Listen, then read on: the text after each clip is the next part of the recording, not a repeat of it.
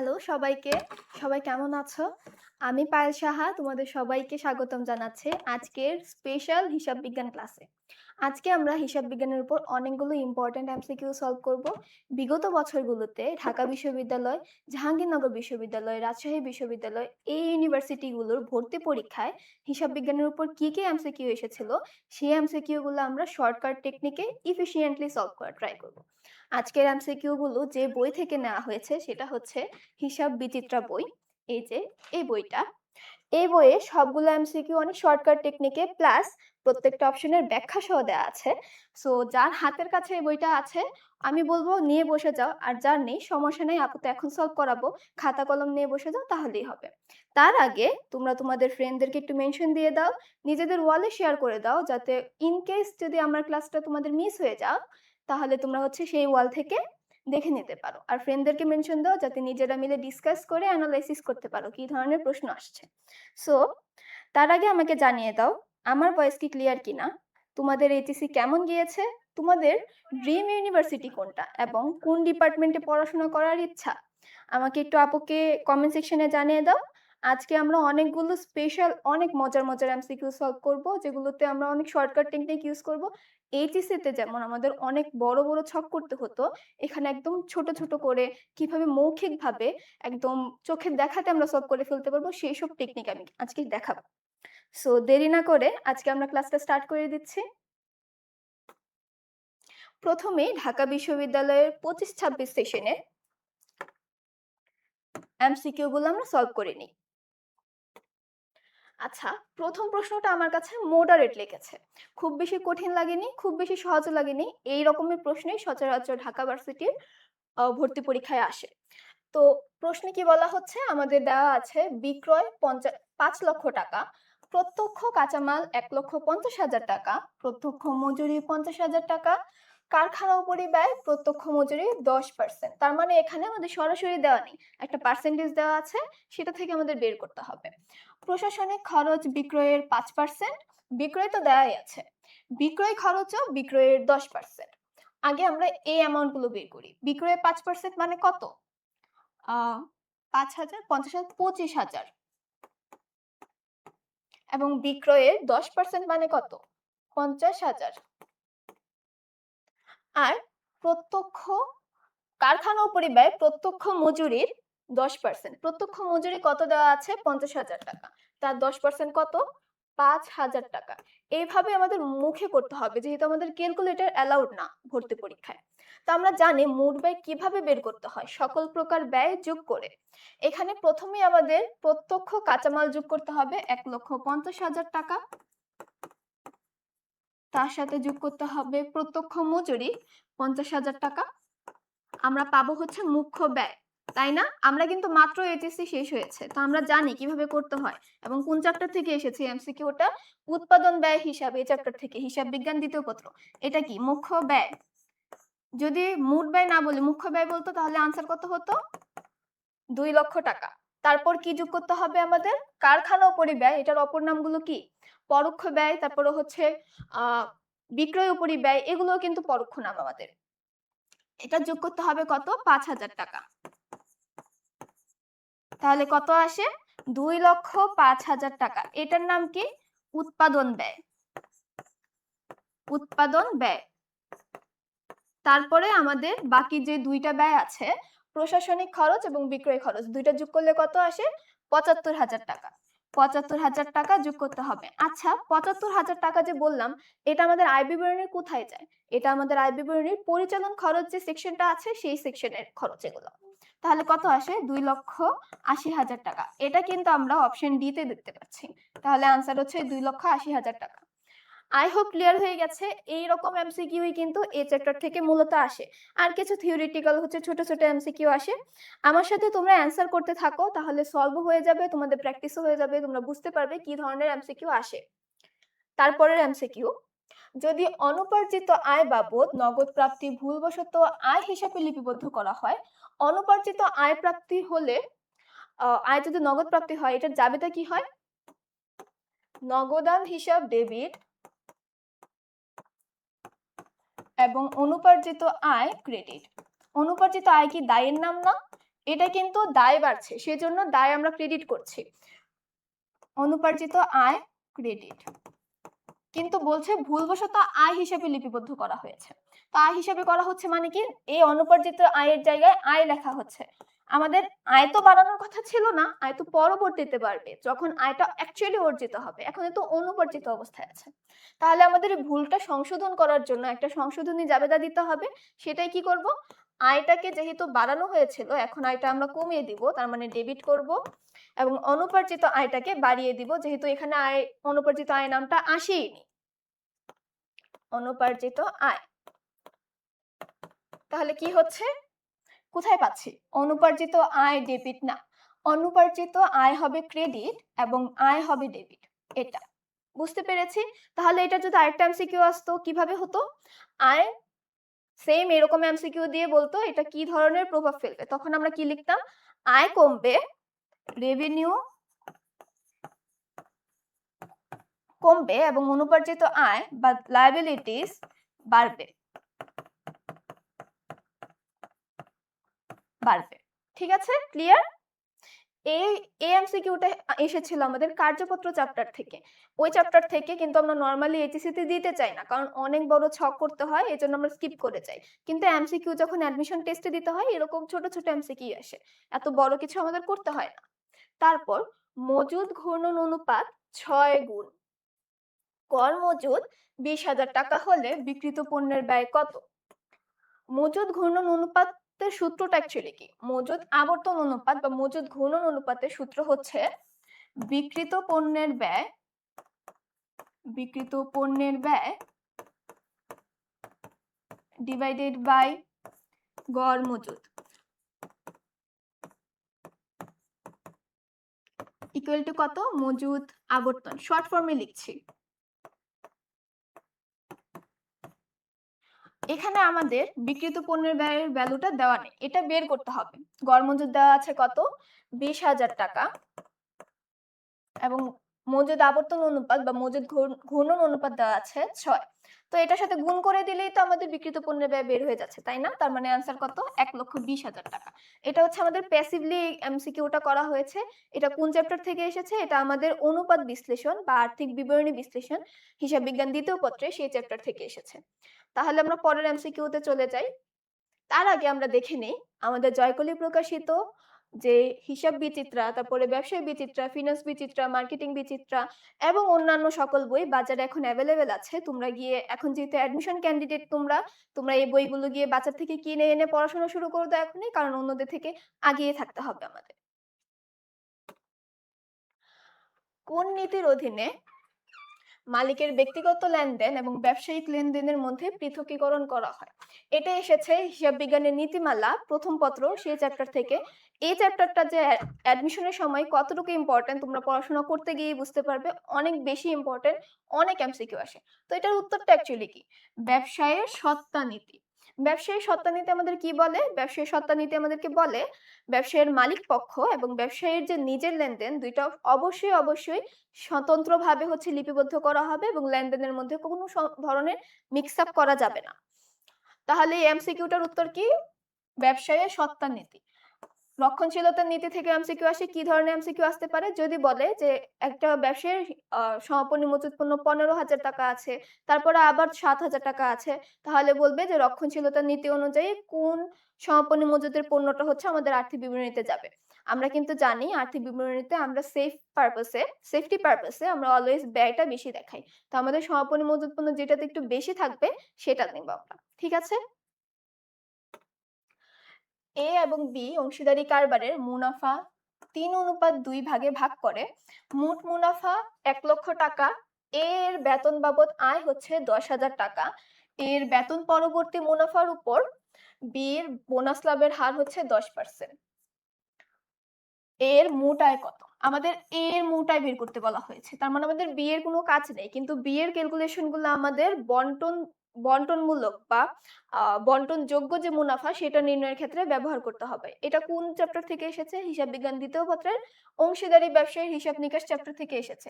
আমি জানি অনেকেই এটা এইচএসসি তে স্কিপ করা ট্রাই করেছে, কারণ অনেক বেশি হচ্ছে প্যাচগোছ মনে হয়, কিন্তু এখানে হচ্ছে আমাদের অ্যাডমিশনের সময় এই ধরনের এমসিকিউ অনেক বেশি আসে। আরো এক ধরনের আছে যেগুলো আরেকটু পরের এমসিকিউ স্লাইডগুলোতে আমরা দেখতে পাবো।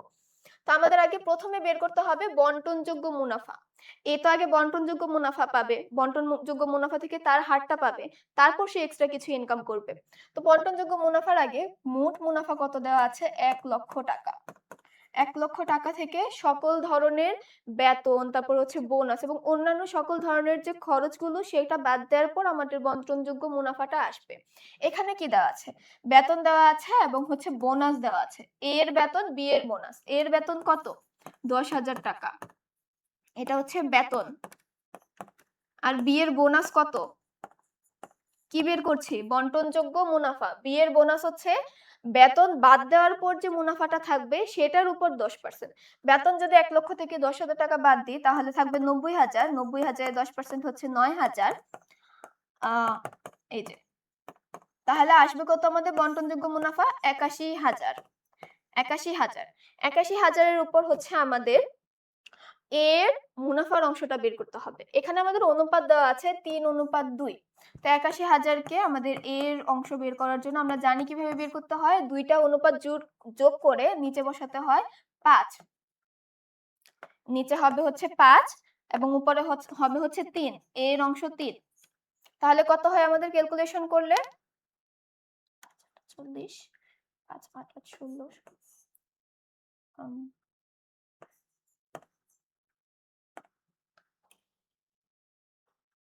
আমাদের এখানে ক্যালকুলেশন করলে কত আনসার হয়? আমাকে কি একজন কমেন্ট সেকশনে জানাও তো।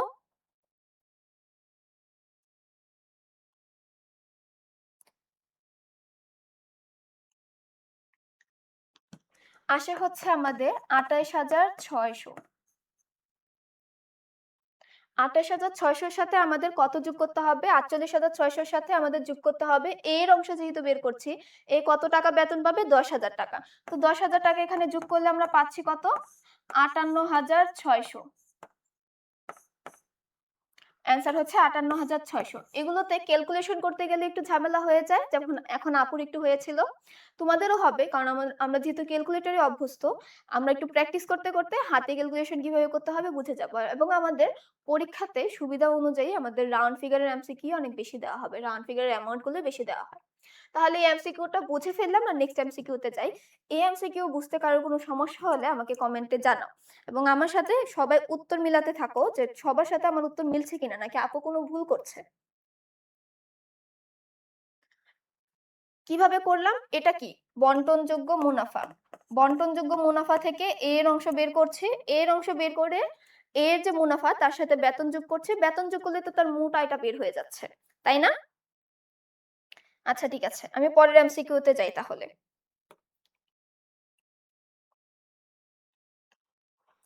নিচের কোনটি প্রতি হিসাবের উদাহরণ নয়? প্রতি হিসাব মানে কি? যেগুলো আমাদের নরমাল যে হিসাবে যে নরমাল ব্যালেন্স, ধরো সম্পদ অলওয়েজ ডেবিট হয়, ডেবিটকে কমাবে কি? ক্রেডিট কোনো উপাদান।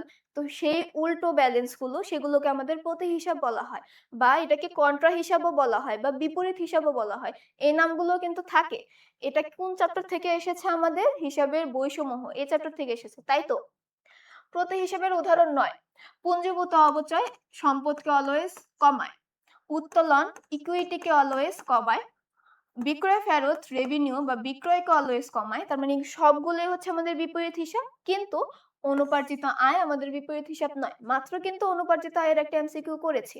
কি বলেছিলাম? অনুপার্জিত আয় হচ্ছে আমাদের দায়ের নাম। তাহলে এটা কি প্রতি হিসাব হতে পারে? না। ঠিক আছে। তারপর প্রারম্ভিক মূলধন ৫০,০০০ টাকা, উত্তোলন ১০,০০০ টাকা, অতিরিক্ত মূলধন ৫,০০০ টাকা, সমাপনী মূলধন ৭০,০০০ টাকা। বলেছে সারা বছরের লাভ কত? এটার জন্য আমাদের ছোট একটা ছক করতে হবে, যেটা হাতেই করতে পারবো। কোনো কলম পেন্সিল স্কেল কিছু নেওয়ার দরকার নাই। হ্যাঁ, কলম রাখা লাগবে। কি করব? এখানে হচ্ছে আমরা প্রারম্ভিক মূলধনের অ্যামাউন্টটা বসাবো, আর হচ্ছে অতিরিক্ত মূলধনের অ্যামাউন্টটা বসাবো। প্রারম্ভিক মূলধন শর্ট ফর্মে লিখছি, প্রারম্ভিক মূলধন আর অতিরিক্ত মূলধন। প্রারম্ভিক মূলধন কত দেওয়া আছে? ৫০,০০০ টাকা। অতিরিক্ত মূলধন কত দেওয়া আছে? ৫,০০০ টাকা। এই যে এই দুইটা অ্যামাউন্ট। এবং এই পাশে কি হবে, এক্সট্রা যে দুইটা অ্যামাউন্ট আমাদের রয়ে গেছে, অর্থাৎ সমাপনী মূলধন এবং উত্তোলন। সমাপনী মূলধন কত দেওয়া আছে, 70,000 টাকা, এবং উত্তোলন কত, 10,000 টাকা। দুইটা যোগ করে যে এক্সট্রা অ্যামাউন্টটা থাকবে ওইটাই হচ্ছে আমাদের লাভ বা ক্ষতি। এই পাশে অ্যান্সার আসলে হবে হচ্ছে ক্ষতি, যদি এই পাশে কোনো ঘাটতি হয় বা শর্টেজ পড়ে টোটাল ব্যালেন্স বের করতে গিয়ে, তাহলে হবে ক্ষতি। এবং এই পাশে যদি হয় প্রারম্ভিক মূলধন এবং অতিরিক্ত মূলধনের সাইডে যদি হয় তাহলে হবে হচ্ছে লাভ। এখন আমাদের এখানে কোন সাইডে লাভ বা ক্ষতি হচ্ছে, এখানে হচ্ছে 80,000, তো এখানে 80,000 টাকাই বের করতে হবে, কিন্তু আছে হচ্ছে 55,000, তার মানে লাভ হচ্ছে আমাদের 80,000 মাইনাস 55,000 যদি করতে হয় তাহলে আসে হচ্ছে আমাদের 25,000 টাকা, তাই না? 25,000 টাকা কিন্তু আসে। তো লাভ কত, 25,000 টাকা। অপশনে কোথায় আছে, এ। বুঝতে পেরেছি? এই রিলেটেড যত এমসিকিউ আসবে সবগুলো আমরা সেম প্রসেসেই করব। আর এই এমসিকিউ গুলো কিন্তু অন্যরকম ভাবে আসতে পারে। কিভাবে আসতে পারে, সেম রকম ভাবে লাভের অ্যামাউন্ট দিয়ে দিতে পারে, বলতে পারে প্রারম্ভিক মূলধন বের করো, বাকি 4টা অ্যামাউন্ট দিয়ে বলতে পারে সমাপনী মূলধন বের করো।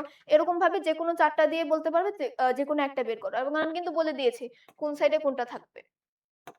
এটা তোমরা খাতায় করে ফেলো, খাতায় লিখে নাও। এটা কিন্তু আমাদের হিসাব বিজ্ঞানের পরিচিতি প্রথম যে চ্যাপ্টার, সেই চ্যাপ্টারের এমসিকিউ, খুবই বেসিক লেভেলের এমসিকিউ।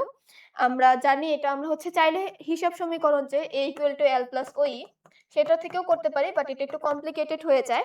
তো আমরা এখানে শর্টকাট টেকনিকে যেহেতু করছি, আমাদের টাইম যাতে বেশি কনজিউম না হয়, তো আমরা এই টেকনিকটা ইউজ করাই বেটার। তাহলে পরের এমসিকিউতে যাই। যদি 10,000 টাকায় যন্ত্রপাতি ক্রয়কে মেরামত খরচ হিসেবে হিসাবভুক্ত করা হয় তাহলে তাৎক্ষণিক প্রভাব কি হবে? 10,000 টাকার কোনো যন্ত্রপাতি ক্রয় করা হলে আমরা জাবেদাটা কি দিই? যন্ত্রপাতি হিসাব ডেবিট, নগদান হিসাব ক্রেডিট। তো যন্ত্রপাতির নামে স্থায়ী সম্পদ বাড়ছে, তো স্থায়ী সম্পদ কোথায় লিখি? অবশ্যই আর্থিক অবস্থায় বিবরণীতে লিখি। আর্থিক অবস্থায় বিবরণীতে লিখি না? তাহলে আমাদের সম্পদ বাড়ার কথা ছিল, কিন্তু এখানে ভুলবশত মেরামত খরচ নামে খরচ বাড়িয়ে দিয়েছে। তো খরচ বাড়লে কি হয়, আমাদের আয় বিবরণীতে এফেক্ট হয়, এফেক্টেড হয়ে কি হয়, আমাদের মুনাফাটা কমে যায়। মুনাফা কমা মানে কি হচ্ছে, মুনাফা অবমূল্যায়িত হচ্ছে। এগুলো আমাদের একটু টেকনিক্যাল টাইপের এমসিকিউ, এগুলো আমরা আরো যত প্র্যাকটিস করব, যত ক্লিয়ার আমাদের বেসিক, তত ইজিলি আমরা অ্যান্সার করতে পারবো। এটা খুব ইজি একটা এমসিকিউ ছিল, আমরা জানি কোনটা করলে কিভাবে হয়, কোন উপাদানটা কোন ধরনের বিবরণীতে যায়, সেই থেকেই আমাদের অ্যানালাইসিস করে অ্যান্সারটা করা হচ্ছে। তারপরে এমসিকিউ, বিক্রিত পণ্যের ব্যয় ৭৫,০০০ টাকা, উৎপাদিত পণ্যের ব্যয় ৪৫,০০০ টাকা, সমাপনী মজুদ ১২,০০০ টাকা হলে প্রারম্ভিক মজুদ কত? এটা কিন্তু আমাদের মজুদ পণ্য হিসাব রক্ষণ যে চ্যাপ্টারটা আছে দ্বিতীয় পত্রের লিফো ফিফো, সেই চ্যাপ্টার থেকে এসেছে। তো আমরা কি করব, বিক্রিত পণ্যের ব্যয়ের সাথে আমরা যদি সমাপনী মজুদ পণ্যের ব্যয় যোগ করি তাহলে কিন্তু আমরা বের করতে পারবো বিক্রয়যোগ্য পণ্যের ব্যয়। তো বিক্রয়যোগ্য পণ্যের ব্যয় থেকে উৎপাদিত পণ্যের ব্যয় মাইনাস করলেই তো আমরা প্রারম্ভিক মজুদ পণ্যটা পেয়ে যাই, তাই না? এই যে বিক্রিত পণ্যের ব্যয় ৭৫,০০০ টাকা যোগ সমাপনী মজুদ ব্যয় ১২,০০০ টাকা আসে হচ্ছে ৮৭,০০০ টাকা। এটা থেকে মাইনাস করব উৎপাদিত পণ্যের ব্যয় ৪৫,০০০ টাকা, আসে কত, ৪২,০০০ টাকা। ৪২,০০০ টাকা আমাদের অ্যান্সার। এই যে বুঝতে পেরেছি, এরকম টাইপেরই এমসিকিউ আমাদের আসবে। বললাম না শুরুতে যে আমরা ছক করব না, বাট ছকের কাজগুলো একদম শর্টকাটে করে ফেলবো। এবি কোম্পানি ৩,০০০ টাকা মূল্যের পণ্য ক্রয় করেছে, যা ক্রেডিট শর্ত হচ্ছে ১/১০ নেট ৩০। যদি বছরে ৩৬০ দিন হয় তাহলে ক্রেডিট শর্তে প্রযোজ্য বার্ষিক সুদের হার কত? এই এমসিকিউটা একদম জেনারেলি হচ্ছে ফাইন্যান্সের চ্যাপ্টার থেকে আসে। ফিনান্সের যে অর্থায়নের উৎস একটা চ্যাপ্টার থাকবে তোমাদের দ্বিতীয় চ্যাপ্টার, সেই চ্যাপ্টারের এমসিকিউ, বাট অনেক সময় হিসাব বিজ্ঞানেও দিয়ে দেওয়া হয়। তো এটার একটা ফর্মুলা আমাদের ইউজ করতে হবে। আমরা এইচএসসি তে এই এমসিকিউটা করিনি বা এরকম ধরনের কোনো অঙ্ক আমরা করিনি, এখন করছি। কিভাবে করব, উপরে কি যাবে, discount rate divided by 1 minus discount rate into উপরে কি যাবে 360 ডেজ। 360 এর জায়গায় এখানে প্রশ্নে 365 ডেজ বলা দিতে পারে। তোমরা বলতে পারো আপু আমরা তো জানি বছরে 365 দিন, তাহলে 360 দিন কিভাবে হয়? ব্যাংকিং বছরে ব্যাংকের যে বছরগুলোতে সেই অনুযায়ী কিন্তু প্রত্যেকটা বছর আমাদের বা প্রত্যেক মাসে আমাদের 30 দিন করে ধরা হয়, সেই অনুযায়ী আমাদের 360 দিন আসে।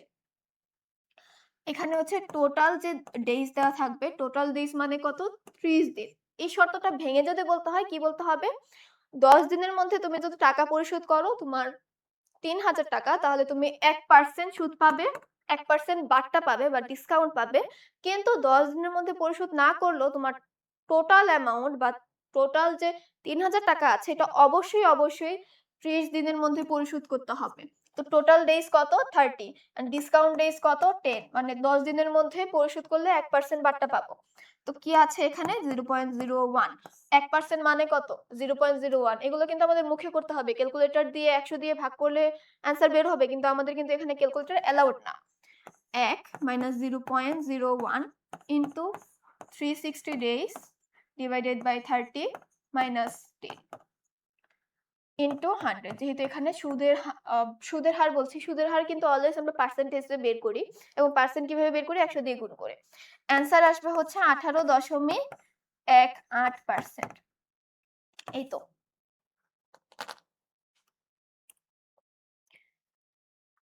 যারা আমার সাথে হচ্ছে এমসিকিউ গুলোর উত্তর দিচ্ছ, খুবই ভালো হচ্ছে। তোমাদের এখনই পড়াশোনা হয়ে যাচ্ছে। যারা দিচ্ছ না, শুধু ক্লাসটা করছো, আমি এক্সপেক্ট করছি তোমরা এমসিকিউ গুলো আমার সাথে সলভ করবে এবং অ্যান্সার দিবে। আচ্ছা, পরের এমসিকিউতে চলে যাই। মূল্য বৃদ্ধির সময়কালে কোন মজুত পণ্যের মূল্যায়ন পদ্ধতি সর্বনিম্ন আয়কর ব্যয় সৃষ্টি করবে? মূল্য বৃদ্ধি বা মূল্যস্ফীতির সময় হচ্ছে লিফো পদ্ধতি সবচেয়ে বেশি আমাদের সবচেয়ে কম আয়কর সৃষ্টি করবে। এই যে লিফো। এবং ফিফো কখন? যখন মূল্য হ্রাস হবে, মূল্য সংকুচন হবে, তখন ফিফো। এবং আমাদের ভারযুক্ত গড় পদ্ধতি কখন? যখন মূল্য উঠানামা করবে, ফ্লাকচুয়েট করবে, তখন। এই এমসিকিউটা কিন্তু এই রিলেটেড আমি যে মাত্র কথাগুলো বললাম, এই রিলেটেড এমসিকিউ কিন্তু অনেক বেশি আসে। ঢাবির পরীক্ষাতে অলওয়েজ এইরকম একটা এমসিকিউ থাকবে।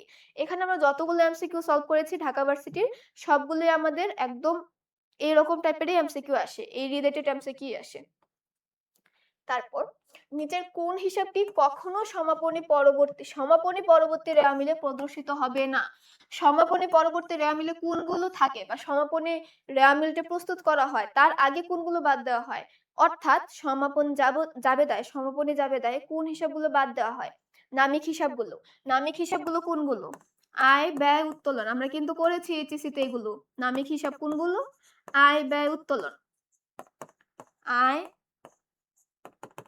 ব্যয়, উত্তোলন। এগুলো থাকবে না অবশ্যই। এবং থাকবে কোনগুলো? সম্পদ, দায়, মালিকানা সত্ত্ব। এগুলোতে যে অংশগুলো থাকবে অর্থাৎ সম্পদ, দায়, মূলধন, এগুলো হচ্ছে আমাদের থাকবে। প্রদেয় লভ্যাংশ, দায়, পুঞ্জীভূত অবচয় আমাদের সম্পদকে কমায় প্রতি হিসাব। আয়কর খরচ হচ্ছে আমাদের খরচের নাম। অনুপার্জিত আয় হচ্ছে আমাদের লায়াবিলিটিস এর নাম। তো এটা হচ্ছে আমাদের সমাপনী পরবর্তী রেওয়া মিলে প্রদর্শিত হবে না। বুঝতে পেরেছি? আমরা কিন্তু আমাদের ঢাকা ভার্সিটির হিসাব বিজ্ঞানের যে এমসিকিউ গুলো এসেছিল 25-26 সেশনে, সেগুলো সলভ করে ফেলেছি। আমাকে যদি জিজ্ঞাসা করো, পার্সোনালি আমার কাছে মনে হচ্ছে তুলনামূলক এই বছরে বা তোমাদের যে ইমিডিয়েট সিনিয়র যে ব্যাচ, সেটাতে এমসিকিউ গুলো একটু কম্পারেটিভলি কঠিন করা হয়েছে বা স্ট্যান্ডার্ড ফর্ম বলতে পারো, একদম ইজি করা হয়নি।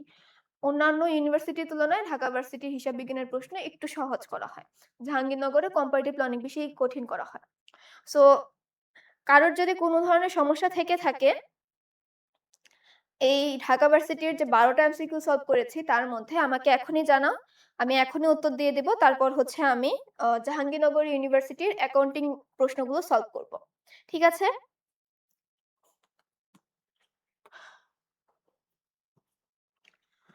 ৩১ ডিসেম্বর ২০২০ তারিখে রেসো কার্লসন কোম্পানির প্রাপ্য হিসাব ছিল ৭,৫০,০০০ টাকা। জানুয়ারি ১, ২০২০ তারিখে কুরিন সঞ্চিতি হিসাবে ক্রেডিট ব্যালেন্স ছিল 18,০০০ টাকা। তাহলে এটা কি আমাদের প্রারম্ভিক কুরিন সঞ্চিতি বা পুরনো কুরিন সঞ্চিতি, এটাও কিন্তু বলা যায়। ২০২০ সালে প্রাপ্য হিসাবে ৩০,০০০ টাকা অনাদায়ী হিসেবে বাতিল করা হয়েছিল। ৩০,০০০ টাকা হচ্ছে বাতিল করা হয়েছিল অনাদায়ী হিসেবে। অতীত অভিজ্ঞতা থেকে জানা যায় যে প্রাপ্য হিসাবে ৩% অনাদায়ী হয়ে যায়। অনাদায়ী পাওনা কত হওয়া উচিত? আমি জানি এমসিকিউ গুলো অনেক বেশি তোমাদেরকে প্যানিক দিচ্ছে। কারণ এগুলো আমাদের এইচএসসির যখন আর্থিক বিবরণীতে আসে তখনও অনেকে ঘাবড়ে যায়। এটার জন্যই অনেকের সৃজনশীলটা ভুল হয়। এই এমসিকিউটা কোন চ্যাপ্টার থেকে এসেছে আমাদের? এমসিকিউ কিন্তু আমাদের অনাদায়ী হিসাব যে কুড়িনের চ্যাপ্টারটা সেই চ্যাপ্টার থেকে এসেছে। আমরা জানি অনেকে ভুল করতে পারে। আমি এখন শর্টকাট টেকনিকে শিখিয়ে দিচ্ছি। কিভাবে করব? একটা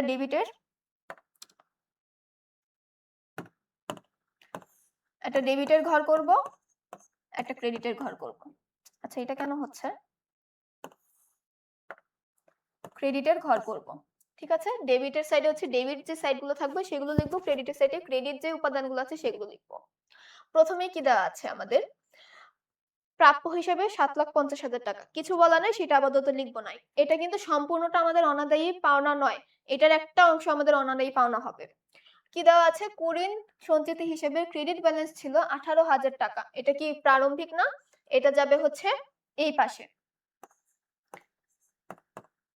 আচ্ছা ক্রেডিট ব্যালেন্স যেহেতু বলাই আছে তো আমাদের এখানে ডেবিট পাশে যাবে না, ক্রেডিট পাশে যাবে ১৮,০০০ টাকা। তারপরে কি? প্রাপ্য হিসেবে ৩০,০০০ টাকা অনাদায়ী পাওনা হিসেবে বাতিল করা হয়েছিল ২০২০ সালে। ৩০,০০০ টাকা অনাদায়ী পাওনা। অনাদায়ী পাওনা কি? খরচের নাম না? আমরা আয় বিবরণীতে অনাদায়ী পাওনা পরিচালন খরচ থেকে যোগ করি না পরিচালন খরচের অংশে? তো এটা আমাদের ডেবিট হচ্ছে। প্রাপ্য হিসেবে ৩% অনাদায়ী হবে। প্রাপ্য হিসাব কত? ৭,৫০,০০০। এটার ৩% কত হয়? ৭,৫০,০০০। আমাকে একটু কেউ কমেন্ট সেকশনে জানাও তো ৭,৫০,০০০ এর ৩% কত হয়? ২টা শূন্য কাটা, ৩ ৫ ১৫, হাতে আছে ১, ৩ ৭ ২১, ২২,৫০০। ২২,৫০০ হচ্ছে আমাদের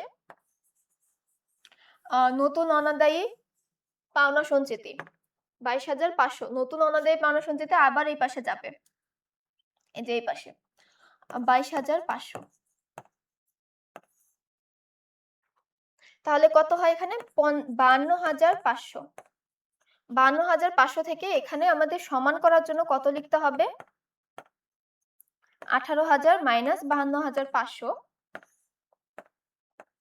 ৮, ৯, ১০, ১১, ১২, ৪। হাতে আছে ১, এই যে ৩, এই যে ৩৪,৫০০। বুঝতে পেরেছি? এমসিকিউটা একটু একটু ট্রিকি এমসিকিউটা। এরকম ছক করে করলে একদম ইজিলি আনসার করতে পারবো। তাহলে এখানে যে আমরা ৩৪,৫০০ বলছি, এটা কি আমাদের অনাদায়ী পাওনা কত হওয়া উচিত? বা অনাদায়ী পাওনা বৃদ্ধির পরিমাণ। বৃদ্ধির পরিমাণ। অপর নামে কিন্তু বৃদ্ধির পরিমাণও লেখা থাকতে পারে। বৃদ্ধির পরিমাণ। ঠিক আছে? ক্লিয়ার? এই এমসিকিউটা ক্লিয়ার কিনা আমাকে জানাও, তাহলে পরের এমসিকিউতে যাই। এমসিকিউটা একটু ট্রিকি হয়, তো ভুল হওয়ার সম্ভাবনা থাকে অনেক বেশি। আচ্ছা তাহলে পরের এমসিকিউতে চলে যাই আমি। একটি কোম্পানি ৩০ জুন ২০২০ তারিখে তাদের একটি পুরাতন উৎপাদনকারী মেশিন বিক্রি করার সিদ্ধান্ত নিয়েছে। আচ্ছা কত তারিখে? ৩০ জুন ২০২০ তারিখে। অর্থাৎ আমরা ৬ মাস ধরে রাখছি এখানে হাতে। ৬ মাস। ঠিক আছে? ১ জানুয়ারি ২০১৬ তারিখে মেশিনটি ৮০,০০০ টাকায় কেনা হয়েছিল। ৮০,০০০ টাকা হচ্ছে ক্রয় মূল্য।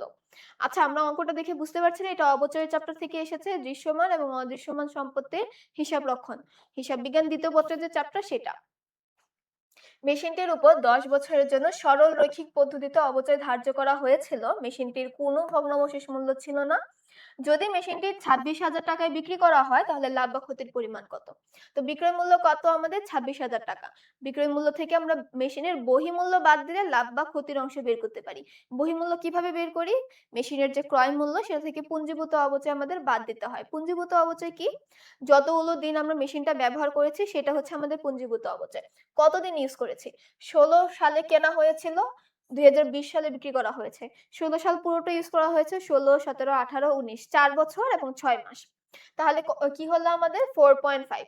আগে আমাদের প্রত্যেক বছরের অবচয়টা বের করতে হবে।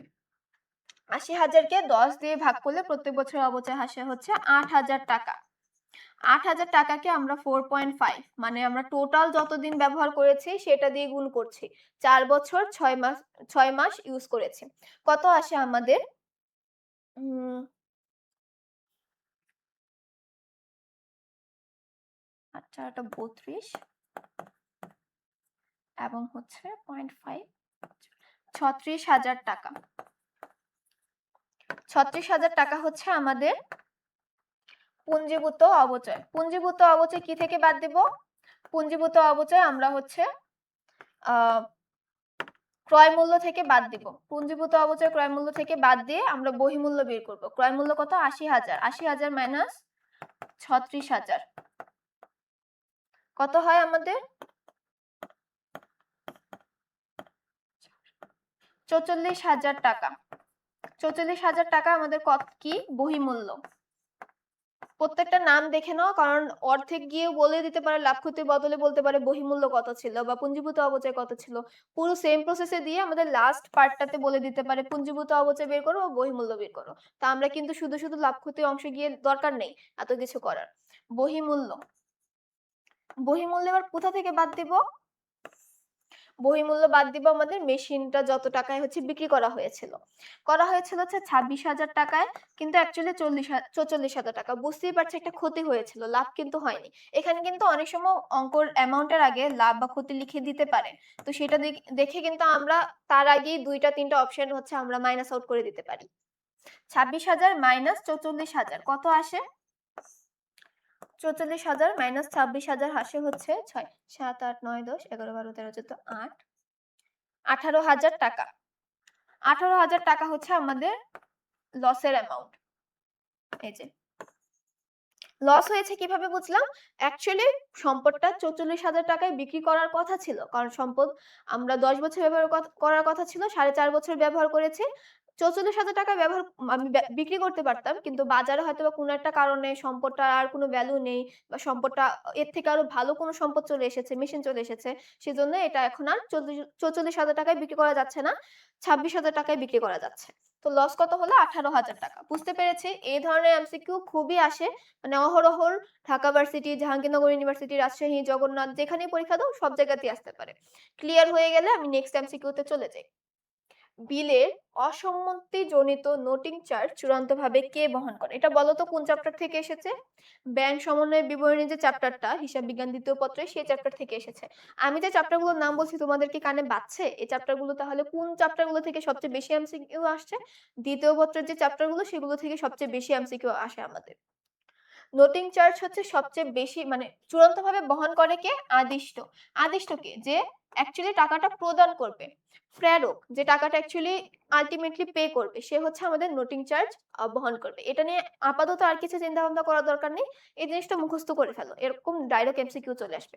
বেশি চিন্তা ভাবনা করতে গেলে আদেশটা নিয়ে হচ্ছে প্যাচ লেগে যাবে।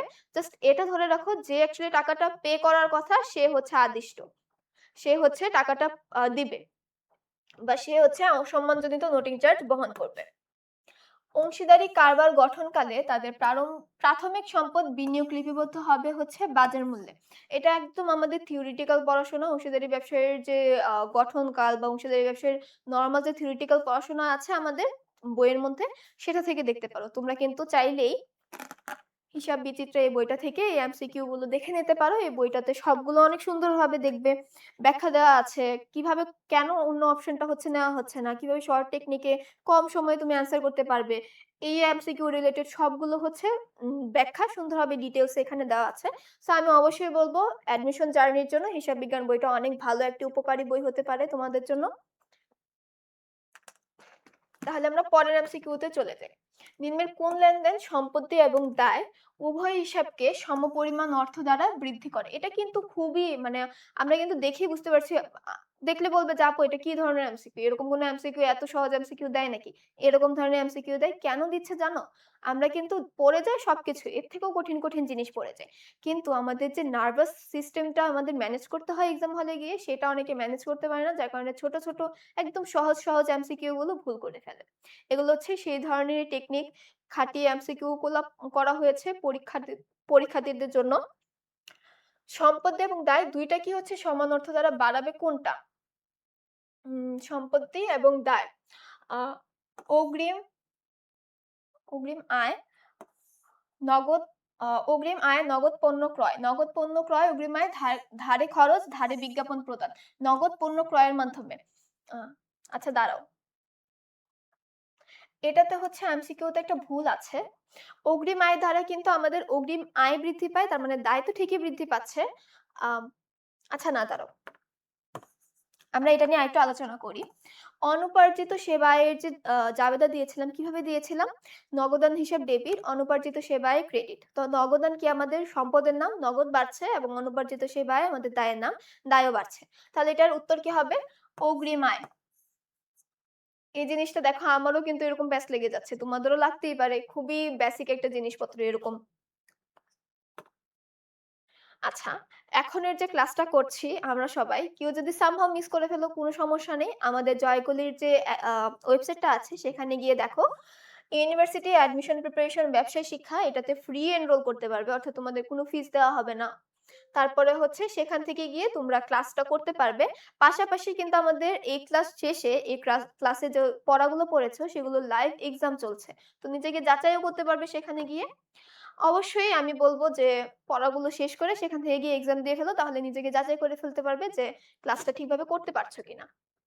তারপরের এমসিকিউতে দেখতে পাচ্ছি, আর্থিক বিবরণী প্রস্তুত করা হয় মূলত কাদের জন্য? বলো তো কাদের জন্য প্রস্তুত করা হয়? আর্থিক বিবরণী প্রস্তুত করা হয় অভ্যন্তরীণ এবং বাহ্যিক ২ ধরনের ব্যবহারকারীর জন্যই। তাই না? কিন্তু এখানে কেন আলাদাভাবে দেওয়া হচ্ছে? এখানে কি তাহলে আমরা ২ টাই অপশন নিব? না। অভ্যন্তরীণ এবং বাহ্যিক ব্যবহারকারীদের তথ্য সরবরাহ করার জন্য আমাদের আর্থিক বিবরণীগুলো প্রস্তুত করা হয়। ঠিক আছে? কিন্তু আমাদের মূলতই করা হয় বাহ্যিক ব্যবহারকারীদের জন্য। কারণ অভ্যন্তরীণ ব্যবহারকারীরা না আল্টিমেটলি কিন্তু ব্যবসার মধ্যে কি হচ্ছে না হচ্ছে একটু হলেও ধারণা পায়। বাহ্যিক ব্যবহারকারী যারা আছে তারা কিন্তু ব্যবসা সম্পর্কে কিছুই জানে না। যেমন ধরো কোনো একটা ইনভেস্টর, সরকার, কোনো ক্রেতা তাদেরকে আমাদের ব্যবসা সম্পর্কে ইন ডিটেইলস কোনো ধারণা দিতে হলে আমাদের হচ্ছে আর্থিক বিবরণীগুলো দেখাতে হবে। তো মূলত কাদের জন্য প্রস্তুত করা হয়? বাহ্যিক ব্যবহারকারীদের জন্য। বুঝতে পেরেছি? এটা এসেছে হচ্ছে হিসাব বিজ্ঞানের পরিচিতি ১ম যে অধ্যায় সেটা থেকে। তারপরে দেখতে পাচ্ছি এবিসি কর্পোরেশন প্রতি শেয়ার ৳১০ মূল্যের তার মানে এটা কি পার ভ্যালু। Par value. ১,০০০ টাকা ১,০০০ টি সাধারণ শেয়ার ৳১৩ ইস্যু করেন। তার মানে কি বোঝা যাচ্ছে? এটা কিন্তু আমাদের অধিহারে ইস্যু করা হচ্ছে। অধিহারে যখন কোনো শেয়ার ইস্যু করা হয়, সেটার জাবেদা আমরা কি দেই?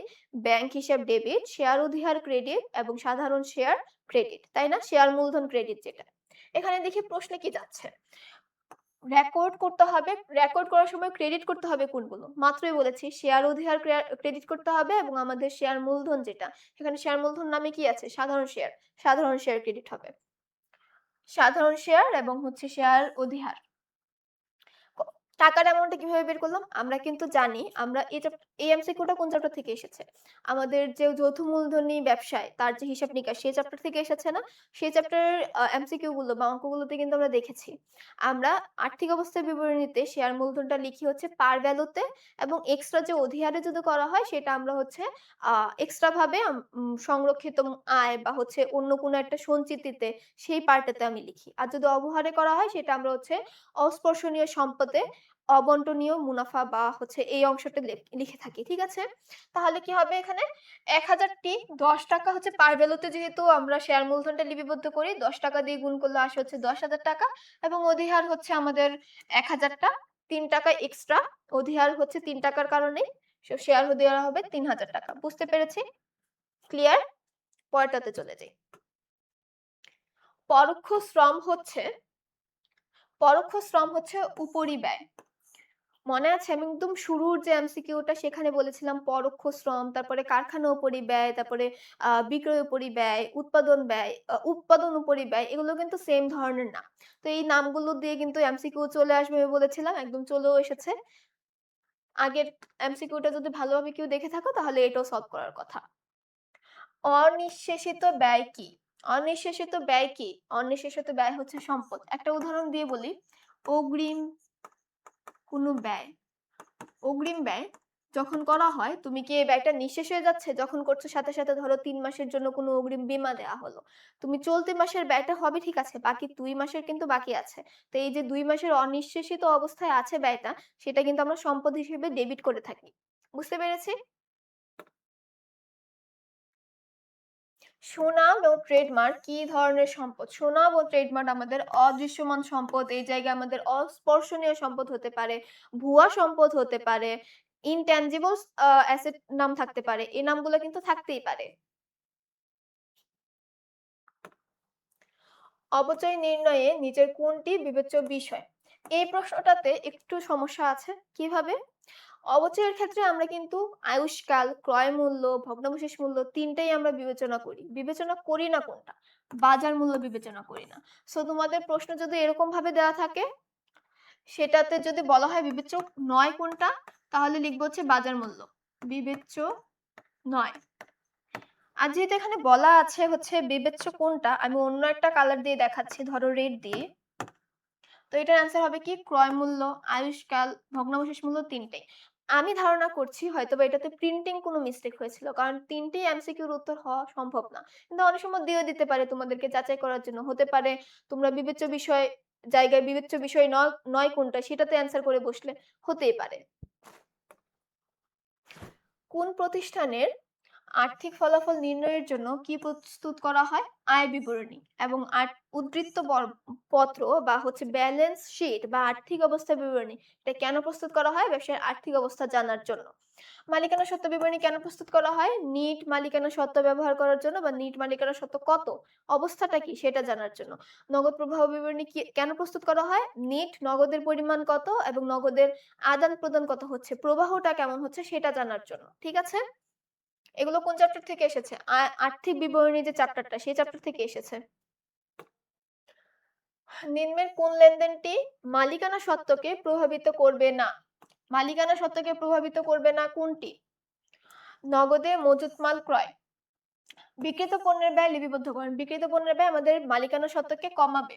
ব্যয় মালিকানা সত্ত্বকে কমাবে। নগদ বিক্রয় লিপিবদ্ধকরণ মালিকানা সত্ত্বকে বাড়াবে। রেভিনিউ যেহেতু হচ্ছে, আয় হচ্ছে যেহেতু, মালিকানা সত্ত্ব বাড়াবে। সেম মালিকানা সত্ত্ব বাড়াবে। তাহলে কি বাড়াবে না? এটা বাড়াবে না।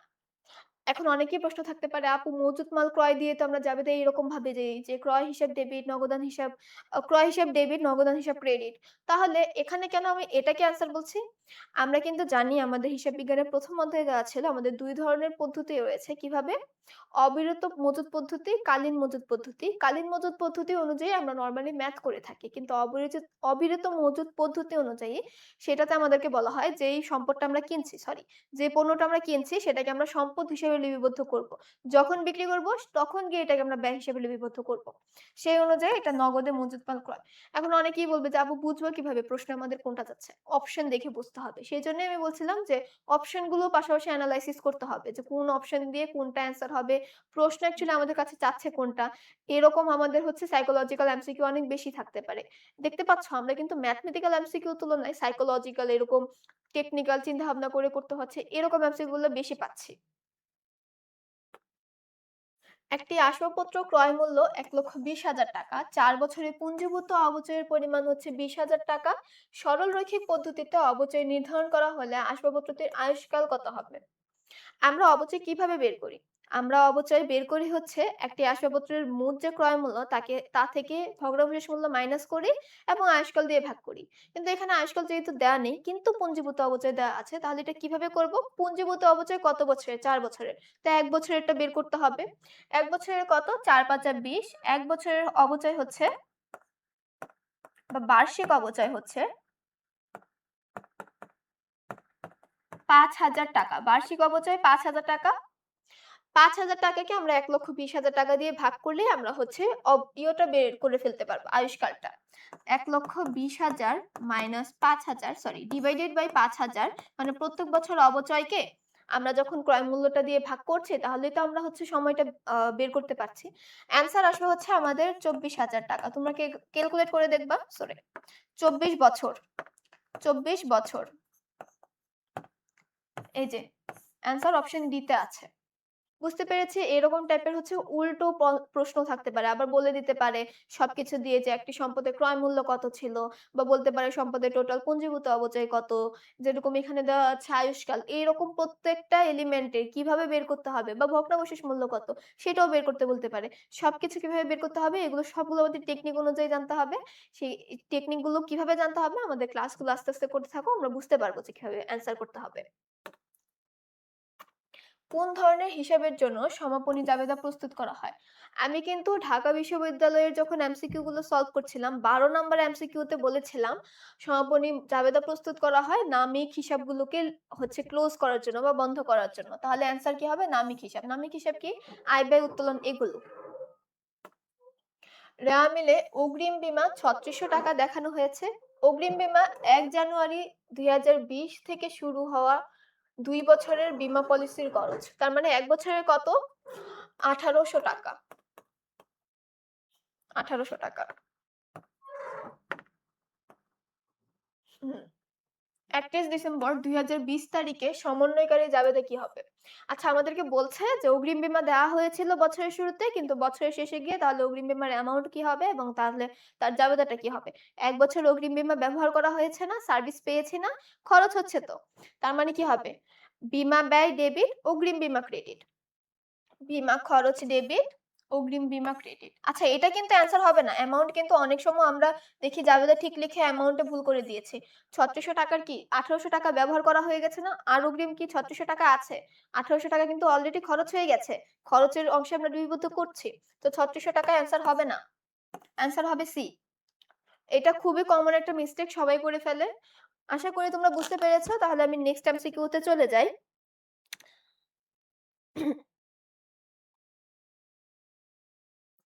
নেক্সট এমসিকিউ তে আছে হচ্ছে আমাদের সেবা প্রদানে নগদ প্রাপ্ত ৳১০০। সেবা প্রদানে নগদ প্রাপ্ত ৳১০০ নগদ হিসেবে নগদ ৳১০০ ডেবিট এবং প্রাপ্য হিসাব ৳১০০ ক্রেডিট লেখা হয়েছিল। ভুল সংশোধন করার জাবেদাটা দিতে বলেছে।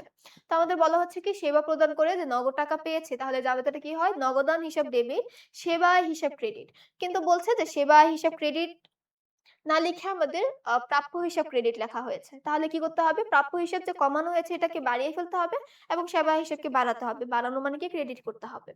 সেবা হিসাব ক্রেডিট এবং প্রাপ্য হিসাব ডেবিট। এই যে প্রাপ্য হিসাব ডেবিট ৳১০০, সেবা হিসাব ক্রেডিট ৳১০০। বুঝতে পেরেছি? এই যে আমাদের সংশোধনী জাবেদা। এই যে সংশোধনী জাবেদা এই চ্যাপ্টার থেকে আমাদের এই এমসিকিউটা এসেছে। বুঝতে পেরেছি? তাহলে পরের চ্যাপ্টারে চলে যাই। পরের এমসিকিউতে যৌথ মূলধনী কোম্পানির মুনাফার যে অংশ শেয়ার হোল্ডারদের মধ্যে বন্টন করা হয়, শেয়ার হোল্ডারদের মধ্যে বন্টন করা হয় সেটা কি? লভ্যাংশ।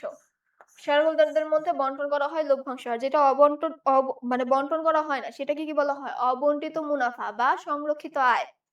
এগুলো কিন্তু আমাদের যৌথ মূলধনী কোম্পানির হিসাব রক্ষণ এই চ্যাপ্টার থেকে এসেছে। এগুলো থিওরি পড়তে হবে আমাদের। ম্যাথের পাশাপাশি থিওরি না পড়লে কিন্তু আমরা এইচএসসি তে অনেক সময় স্কিপ করে যেতে পারো অনেকে, অনেক সময় আসে না। বাট অ্যাডমিশন এ গিয়ে স্কিপ করার কোনো ওয়ে নেই। যখন কোম্পানি নিজের শেয়ার নিজেই কিনে ফেলে, তখন তাকে ট্রেজারি শেয়ার বলা হয়। অনেক সময় হয় যে ধরো তুমি ১০,০০০ টি শেয়ার হচ্ছে বাজারে ইস্যু করেছো। তোমার ৯,০০০ শেয়ার বিক্রি হয়েছে কিন্তু ১,০০০ শেয়ার রয়ে গিয়েছে। অনেক বছর ধরো কয়েক মাস যাবত রয়ে গেছে। তুমি অপেক্ষা করছিলে কেউ কি কিনবে কিনা, কিনবে কিনা। যখন দেখলে ৬-৭ মাস চলে যাওয়ার পরে কেউ কিনেনি, তখন কোম্পানি নিজেই আবার এগুলোকে কিনে নেয়। কিনে নিজের ইকুইটিতেই আবার এগুলো ইনক্লুড করে ফেলে। এটাকে হচ্ছে ট্রেজারি শেয়ার বলা হয়। এটাও কোথা থেকে এসেছে? যৌথ মূলধনী কোম্পানির হিসাব রক্ষণ এই অধ্যায় থেকে এসেছে। আমরা কিন্তু দেখতেই পাচ্ছি জাহাঙ্গীরনগর ইউনিভার্সিটিতে ২০ টা হিসাব বিজ্ঞানের এমসিকিউ আসে। আর ঢাকা ভার্সিটিতে কত? ১২ টা। একটি ব্যাংক সমন্বয় বিবরণীতে নিচের কোনটি আমানতকারী নগদ বই হতে সমন্বয় করা হবে? আমরা কিন্তু জানি ব্যাংক সমন্বয় বিবরণী ২ ভাবে করা যায়। আমানতকারীর বইতেও করা যায়, ব্যাংক বইতেও করা যায়। তো আমানতকারীর বইতে কোনগুলো লিপিবদ্ধ করা হয়? যেই ভুলগুলো হচ্ছে আ আমানতকারী করেছে। মানে ব্যাংক করেনি, ব্যাংক লিপিবদ্ধ করেছে, আমানতকারী লিপিবদ্ধ করেনি, সেগুলো হচ্ছে আমানতকারীর বইতে যায়। এখানে কোনটা আমানতকারীর বইতে লিপিবদ্ধ করা হয়নি? Bank ধার্যকৃত charge. ব্যাংক ঠিকই হচ্ছে তার ব্যাংক ব্যালেন্স হতে মানে আপনার বইয়ের হিসাব যে ব্যাংক অ্যাকাউন্ট সেটা থেকে কমে ফেলেছে। কিন্তু আপনি আপনাদের যে কোম্পানির হিসাবের বই সেটা থেকে আর কমাননি। তো সেটা আপনাদের কমাতে হবে। সেটা অবশ্যই আমানতকারী হিসাবের বইতে যাবে। এটাই হচ্ছে আমাদের এখানে বলা হচ্ছে। বাকি সবগুলো আমাদের ব্যাংক বিবরণীতে যাবে। ব্যাংক বই থেকে মানে ব্যাংক তার যে নিজের যে বইটা পাস বই সেটা থেকে হচ্ছে ক্যালকুলেট করে এগুলো যোগ বিয়োগ করবে। বুঝতে পেরেছি? এই ভুল থেকে হচ্ছে যোগ অথবা বিয়োগ হতে পারে। জমাকৃত চেক অলওয়েজ ব্যাংক বইতে বা হচ্ছে পাস বইতে যোগ হয় এবং ইস্যুকৃত চেক অলওয়েজ ব্যাংক বই থেকে মাইনাস হয়। ঠিক আছে বুঝতে পেরেছি? তাহলে পরেরটাতে চলে যাই। পরবর্তীতে হচ্ছে আমাদের আমাদের যে এমসিকিউ আমাদের যে এতক্ষণ যে এমসিকিউ গুলো নিয়ে কথা বলছি, সবগুলো কিন্তু ঢাকা ভার্সিটি, জাহাঙ্গীরনগর ইউনিভার্সিটি নিয়ে কথা বলেছি। একটু পরে আমি রাজশাহী ইউনিভার্সিটি নিয়ে কথা বলব। প্রত্যেকটা এমসিকিউ কিন্তু আমাদের যে জয়কলির এই যে ব্যবসায় শিক্ষার যে সেটটা, এই সেটেই কিন্তু প্রত্যেকটা এমসিকিউ ছিল। কিছু হুবহু ছিল, কিছু অনুরূপ ছিল, কিছু একদম ব্যাখ্যাতে দেওয়া ছিল, এরকম ভাবে ছিল। সো দেখাই যাচ্ছে ওদের রিটেনে ১০০% থেকে ১০০% ই হচ্ছে কমন পড়েছে। এমসিকিউ একদম ৬০ টা থেকে ৫৭, ৫৮ একদম ৬০ টা থেকে ৬০ টাই কমন পড়েছে। তাহলে কি বুঝতে পারছি? আমরা যখন কোনো একটা বই নিব, ধরো এখানে আমরা জয়কলির বইয়ের কথাই যেহেতু বলছি, জয়কলির বই থেকে আমরা যখন ব্যাখ্যা অনুযায়ী সবকিছু নিয়ে সুন্দরভাবে ইন ডিটেইলস এ পড়ছি, আমরা সবকিছুই কমন পাচ্ছি। তো অবশ্যই আমি বলব তোমাদের এই বইগুলো কিনে নিজে অ্যাডমিশন টেস্টের প্রিপারেশন এখন থেকেই শুরু করা উচিত। আচ্ছা, তার আগে একটু গল্প করি আপনাদের সাথে। তাই না? অনেকক্ষণ পড়া হয়ে গিয়েছে। আমি যদি তোমাদের জায়গায় আপাতত হতাম, এইচএসসি পরীক্ষা আমার শেষ। এখন আমি কি করতাম? এখন অনেকে বলবে যে, "আপু আমি ২-৩ দিন ১ সপ্তাহ রিল্যাক্স করব, তারপরে গিয়ে আমি পড়তে বসবো।" না, আমি যখন তোমাদের সময়টাতে ছিলাম বা আমি যদি এখনো তোমাদের সময়ে থাকতাম, তাহলে আমি ১ম এ কি করতাম? হ্যাঁ, ১-২ দিন রিল্যাক্স করতাম যেহেতু এইচএসসি মাত্র শেষ হয়েছে। তারপরেই আমি গিয়ে বাজার থেকে একটি জয়কলির সিরিজের বই কিনে নিয়ে আসতাম, মডেল টেস্ট বই কিনে নিয়ে আসতাম। এনে বাস জয়কলি সিরিজের ব্যবসায় শিক্ষার বইটা কিনে নিয়ে আসতাম। এনে কি করতাম? ১ম এই আমাদের বিগত বছরগুলোর প্রশ্নগুলো হচ্ছে আমি দেখতাম যে কি ধরনের প্রশ্ন আসছে। ধরো আমরা যেহেতু এখন হিসাব বিজ্ঞান নিয়ে কথা বলছি, আমি কি করতাম? হিসাব বিচিত্র এই বইটা নিতাম। নিয়ে আমার যে ড্রিম ইউনিভার্সিটি আমি যেই ইউনিভার্সিটিতে পড়ার ইচ্ছা, ধরো আমার হচ্ছে ঢাকা ভার্সিটিতে বর্তমানে পড়াশোনা করছি। ঢাকা ভার্সিটির যে বই অংশটা প্রিভিয়াস ইয়ার এর সেটা খুলতাম এবং খুলে দেখতাম কি রকমের প্রশ্ন হচ্ছে হিসাব বিজ্ঞান থেকে এসেছে। এবং আমি দেখে এটা বুঝতে পারতাম কোন চ্যাপ্টার গুলো ইম্পোর্টেন্ট, কোন চ্যাপ্টারের কোন টপিক গুলো ইম্পোর্টেন্ট। আমি কিন্তু এই বইয়ের কথাই বলছি। এই বইয়ে সবগুলো অনেক সুন্দরভাবে ব্যাখ্যা দিয়ে বলা আছে এবং শর্ট টেকনিক অনুযায়ী দেওয়া আছে। সবগুলো প্রিভিয়াস ইয়ার হচ্ছে এখান থেকে সলভ করতে পারবে। প্রিভিয়াস ইয়ার সলভ করার পাশাপাশি তোমরা প্রত্যেকটা এমসিকিউর হচ্ছে উত্তরের ব্যাখ্যাও দেখতে পারবে এবং সুন্দর একটি প্রিপারেশন হয়ে যাবে। সো আমি তোমাদের জায়গায় হলে অবশ্যই আমি গিয়ে হচ্ছে এরকমভাবে প্রিপারেশনটা নেওয়া স্টার্ট করতাম যেহেতু এখন আমি মেন্টালি একদম পড়াশোনাতে ইমার্সড হওয়ার মেন্টাল স্টেট এ নেই। সো আমি বলব অবশ্যই এটা একটা গুড চয়েস হতে পারে। তোমরা গিয়ে হচ্ছে কিনে পড়াশোনা শুরু করে দিতে পারো। হালকা পাতলা করে। ধরো দিনে হচ্ছে কিছুক্ষণ পড়লে, কিছুক্ষণ হচ্ছে রেস্ট নিলে, ঘুরতে গেলে ২-৩ ঘন্টা তো পড়াই যায়। আমরা তো এখন যেহেতু এইচএসসি দিয়েছি অনায়াসেই পড়তে পারব। ১ ঘন্টা ২ ঘন্টা অনুযায়ী আমরা অ্যাডমিশনের প্রিভিয়াস ইয়ার গুলো এখন যেমন বিগত বছরের প্রশ্নগুলো আপু সলভ করে দিচ্ছি। সেইম ওয়েতে প্রিভিয়াস ইয়ার গুলো আমরা সলভ করে তাহলে বুঝতে পারবো যে আমার অ্যাকচুয়ালি প্রস্তুতিটা কেমন করতে হবে। আমি একটা রোড ম্যাপ পাবো বেসিক্যালি। সো আমিও সেম ভাবেই করেছিলাম। আমি যখন আমার অ্যাডমিশন টেস্টের ফেজটাতে ঢুকছিলাম, আমার এইচএসসি শেষ হওয়ার পরে আমি এইচএসসির আগেই হচ্ছে জয়কলির একটা বই কিনে ফেলেছিলাম। ইটস নট ফর প্রমোশন আমি আসলেই কিনেছিলাম। কিনে তখন থেকে হচ্ছে আমি একটু, একটু করে দেখা ট্রাই করছিলাম যে কোথা থেকে এমসিকিউ আসে, কি রকমের এমসিকিউ আসে। যেমন হচ্ছে ধরো তোমাদেরকে একটা টেকনিক যদি শেখাই। খাতা নিয়ে ১ম এ হচ্ছে একটা সাবজেক্টের নাম লিখবে। ১ম এই একদম হেডিং এ এই পাশে হচ্ছে ১ নাম্বার দিয়ে কোন চ্যাপ্টার থেকে এসেছে ব্রেকেটে হচ্ছে টপিকটা লিখে রাখলে। এরকম ভাবে ২, ৩, ৪ এরকম ভাবে ধরো ১২ টা এমসিকিউ পর্যন্ত সলভ করলাম। ১ম এ হিসাব বিজ্ঞান সলভ করলাম, পরে Bangla, English, finance, marketing, management সবগুলো সলভ করলাম। তাহলে কি হলো? আ আগামী ধরো বিগত ৫-৬ বছরে যখন আস্তে, আস্তে সলভ করতে থাকবো, তখন গিয়ে আস্তে, আস্তে আমি ধারণা পেয়ে যাবো কোন ধরনের এমসিকিউ ওরা করছে। কোন টপিক গুলোতে আমার বেশি ইম্পোর্টেন্স দিতে হবে। আমি সেম ভাবেই পড়াশোনা করেছিলাম।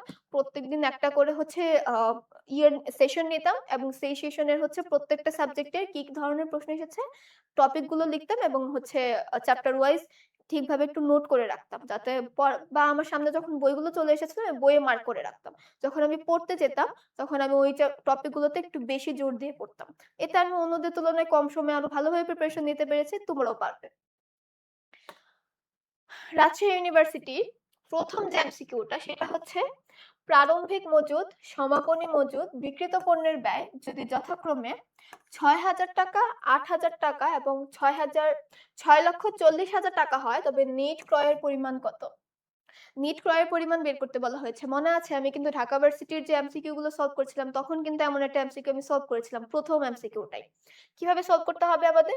১ম এ বিক্রিত পণ্যের ব্যয় এবং সমাপনী মজুত পণ্য এই দুইটা যোগ করতে হবে। তাহলে কি পাবো? বিক্রয়যোগ্য পণ্যের ব্যয়। সেটা থেকে আবার প্রারম্ভিক মজুত পণ্য মাইনাস করলে আমরা নিট করে পেয়ে যাব।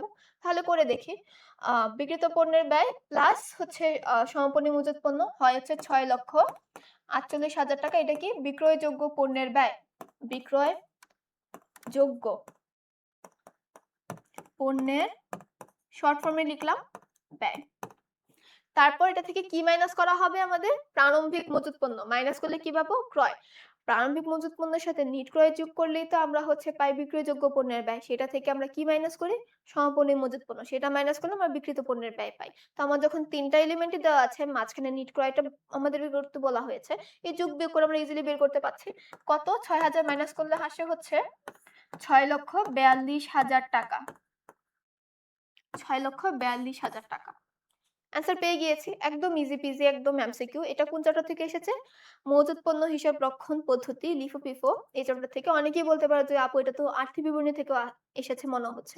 একদম ইন্টার রিলেটেড টাইপেরই, কিন্তু অ্যাকচুয়ালি যদি চ্যাপ্টারকে বলতে চাও, মজুত পণ্য হিসাব রক্ষণ চ্যাপ্টার থেকে এসেছে দ্বিতীয় পত্রের।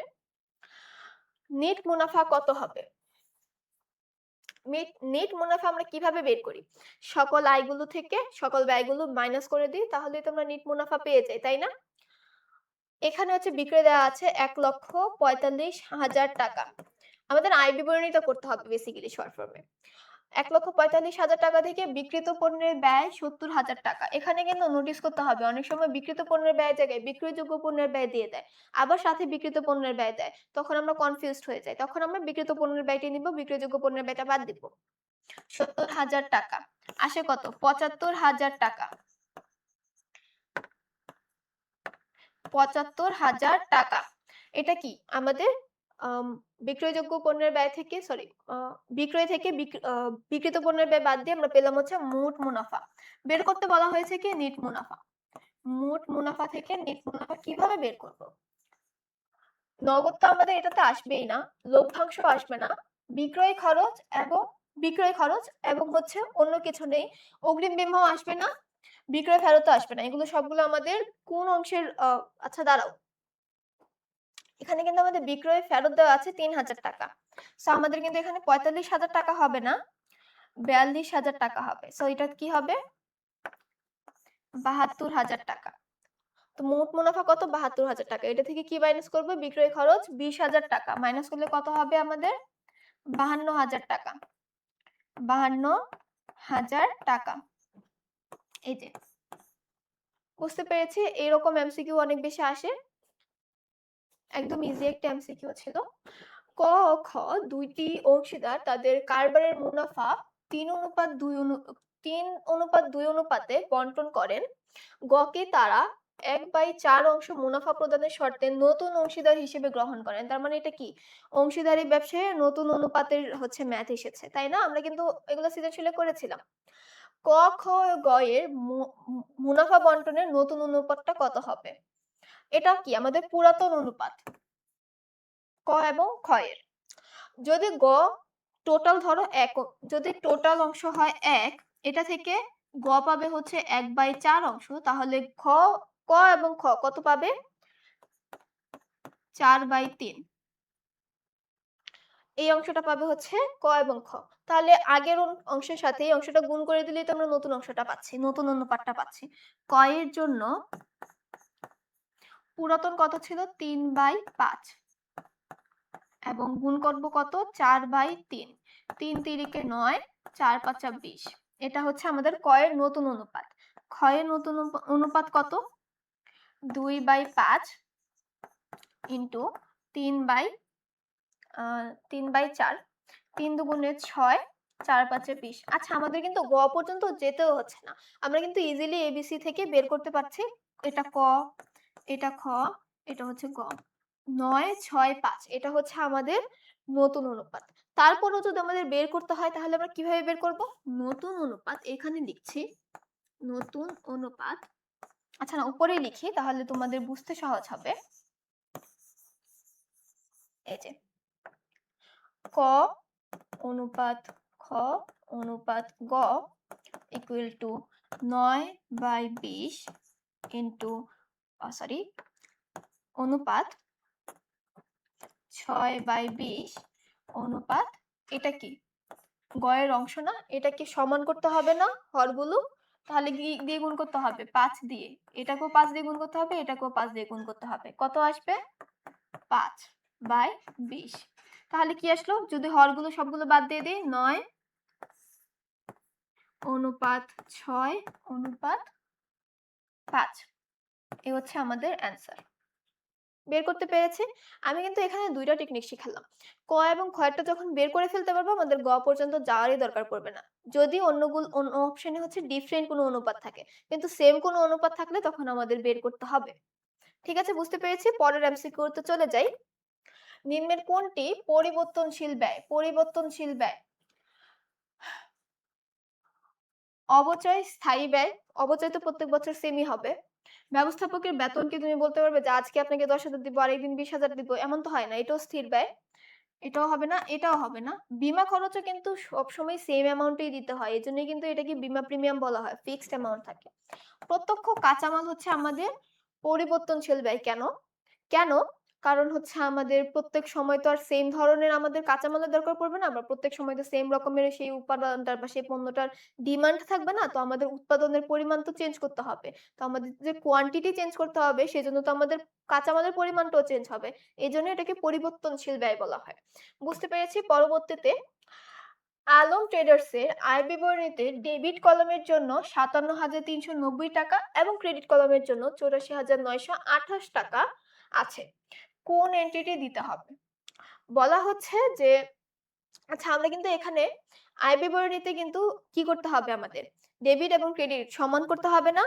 সমান করার জন্য আমাদের অবশ্যই ডেবিট সাইডে হচ্ছে কম আছে, তো আমাদের ডেবিট সাইডে কোনো একটা অ্যান্সার আসবে। তো এখানে ক্রেডিট গুলো আগে থেকেই ক্রস আউট করে দিচ্ছি। ক্রস আউট করে আমরা কি লিখতে পাচ্ছি? আমাদের ডেবিট সাইডে কম আছে কিন্তু ক্রেডিট সাইডে বেশি আছে। তার মানে কি আমাদের মুনাফা হচ্ছে। তো লাভ হচ্ছে যেহেতু, এই যে নিট লাভ। টাকার অ্যামাউন্টে আমি কেন কথা বলিনি? দেখো এখানে টাকার অ্যামাউন্ট প্রত্যেকটা অপশনে সেমই আছে। তো আমাদের টাকার অ্যামাউন্ট নিয়ে কথা বলারই দরকার নেই। আমাদের হচ্ছে কোন সাইডে হবে সেটা নিয়ে কথা বলতে হবে। বুঝতে পেরেছি এমসিকিউটা একটু ট্রিকি। অনেক বেশি হচ্ছে ডেবিট, ক্রেডিট, লাভ, ক্ষতি এগুলো হচ্ছে হিসাব নিকাশ করতে হবে। অনেক সময় ভুল হয়ে যায়। আজকে এখন শিখে ফেললে পরবর্তীতে হোপফুলি আর কোনো ভুল হবে না। নিক্সনের ১ জানুয়ারি ২০২৫ এ নিট সম্পদ ৩৫,০০০ টাকা ছিল। বছরে তা ২২,৫০০ টাকা বৃদ্ধি পেয়েছে। সে ১৪,০০০ টাকা উত্তোলন করেছে, ২৩,৯০০ টাকা নেট লাভ করেছে। নিক্সন বছরে কত টাকা মূলধন ব্যবসায় সরবরাহ করেছে? সেই যে প্রথম আমি ঢাকা বিশ্ববিদ্যালয়ের যে এমসিকিউ সলভ করতে গিয়ে একতরফা দাখিলা পদ্ধতি চ্যাপ্টার একটা এমসিকিউ সলভ করেছিলাম। ডেবিট, ক্রেডিট এরকম সাইড করে এই সাইডে হচ্ছে প্রারম্ভিক মূলধন, সমাপনী মূলধন, সেম এমসিকিউটা এসেছে। এই সাইডে কি আসবে? প্রারম্ভিক মূলধন এবং হচ্ছে অতিরিক্ত মূলধন। প্রারম্ভিক মূলধন কত দেওয়া আছে? নিট সম্পদ মানে কিন্তু মূলধনের পরিমাণ। আমরা কি জানি? অনেকেই জানে না। নিট সম্পদ মানে আমাদের মূলধনের পরিমাণ বলা হয়। নিট সম্পদ কিভাবে বের করে? সকল মূলধন থেকে দায়গুলো হচ্ছে, সম্পদ থেকে দায়গুলো মাইনাস করে তারপরে হচ্ছে আমাদের মালিকানা সত্ত্ব বা নিট সম্পদ বের করতে হয়। ৩ লক্ষ না ৩৫,০০০ টাকা, এটা হচ্ছে প্রারম্ভিক মূলধন এবং এখানে হচ্ছে আমাদের অতিরিক্ত মূলধনের অ্যামাউন্টটা বের করতে হবে, দেয়া নেই। এবং কত টাকা বৃদ্ধি করেছে? ২২,৫০০ টাকা বৃদ্ধি করে কত হয়েছে? তার মানে সমাপনী মূলধনের কথা বলা হয়েছে। ৩৫,০০০ যোগ এই যে ৩৫,০০০ যোগ ২২,৫০০ টাকা হয় কত? ৭, ৫, ৫৭,৫০০ টাকা। ৫৭,৫০০ টাকা। এটা হচ্ছে সমাপনী মূলধন। আর উত্তোলন কত দেওয়া আছে? উত্তোলন দেওয়া আছে হচ্ছে আমাদের ১৪,০০০ টাকা। তো আমাদের নেট লাভও দেওয়া আছে। দেখো আমি বলেছিলাম ৪ টা উপাদান দেওয়া থাকবে এবং একটা উপাদান হচ্ছে আমাদের বের করতে বলবে। নেট লাভ কত হয়েছে? ২৩,৯০০। সো আমরা হচ্ছে অ্যান্সার বের করব। দুই পাশে হচ্ছে সমান অ্যান্সার হবে, যে পাশে হচ্ছে কম হবে ওইটাই হবে। কত আসে? ৪, ৩, ১, হাতে আছে ১, ২, ৭১,৫০০ এবং এই পাশে কত আসবে? ৯২৩, ৫, ৮, ৭, ৭৮,৯০০। তার মানে আসবে হচ্ছে আমাদের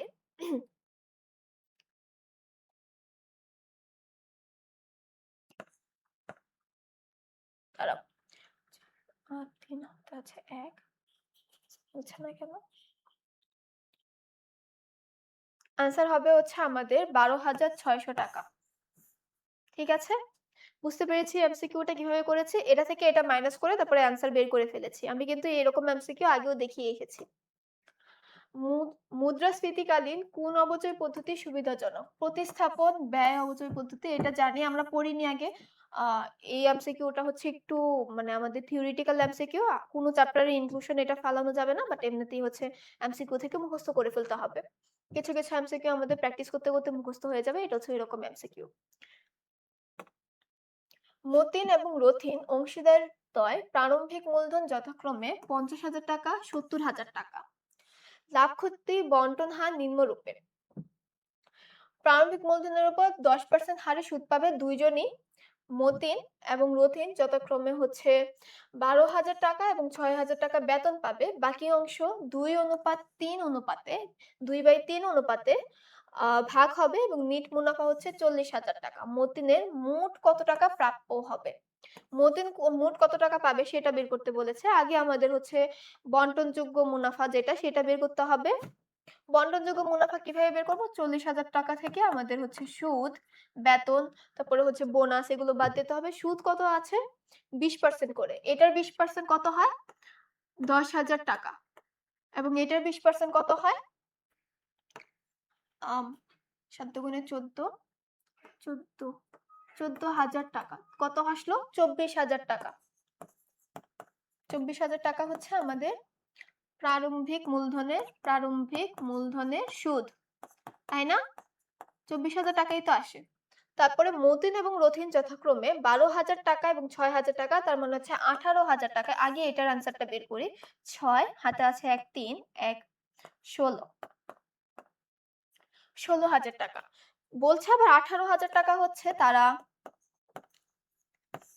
বেতন পাবে। কিন্তু এখানে দেখা যাচ্ছে তার বন্টনযোগ্য মুনাফাই আছে ৳১৬,০০০ মানে বেতন দেওয়ার পূর্বেই আছে ৳১৬,০০০ আবার বেতন দিতে গেলে ডেফিসিট দেখা যাচ্ছে। তার মানে এদিকে যে ক্ষতিটা হচ্ছে মানে ওদের লাভের থেকে ওদের ব্যয়টাই বেশি। এই ক্ষতিটাও কিন্তু বন্টন হবে। লাভ ক্ষতি বন্টনের অনুপাতটা কত আমরা জানি। মতিনেরটা বের করতে বলা হয়েছে যেহেতু মতিন। মতিন কত টাকা মুনাফা পাবে? তার মানে ক্ষতির অংশ কত টাকা বহন করবে? ২/৩ মানে ৫/২ ৪ ৫ ২০ ৪০০ ইন্টু ২ ৮০০ ৳৮০০ হচ্ছে সে ক্ষতি বহন করবে। ৮০০ প্লাস হচ্ছে কি হলো? সে সুদ পাবে কত? 20% ১০,০০০ যোগ হবে কত? ১২,০০০ ২২,০০০ ২২,০০০ টাকা থেকে হচ্ছে আমাদের ৳৮০০ মাইনাস হবে। তারা পাবে ২২,০০০ টাকা বাট তাদের লস হয়েছে যেহেতু তাদের কিন্তু আরো টাকা দিতে হবে। কত টাকা দিতে হবে? মতিনকে ৳৮০০ তো এই ৳৮০০ যেহেতু লস হচ্ছে এটা তো আর যোগ করব না। এটা অবশ্যই মাইনাস করব। তো মাইনাস করছি প্রাপ্য।